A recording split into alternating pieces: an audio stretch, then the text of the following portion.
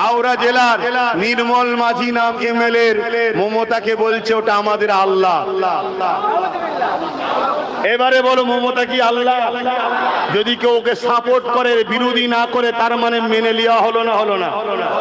আজকে আমি যদি বলি নাউজুবিল্লাহ, আমি এখন নাউজুবিল্লাহ, আমি আমাকে উদাহরণ দেবনি।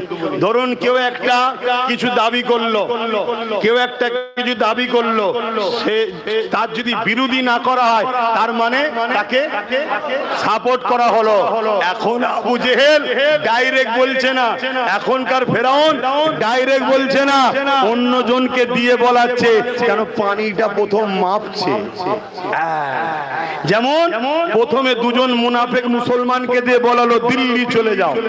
প্রথমে বড় ফেরাউন বলেনি, প্রথমে দুজন মুনাফিক মুসলমানকে দিয়ে বলেছে যে দিল্লি চলে যাও।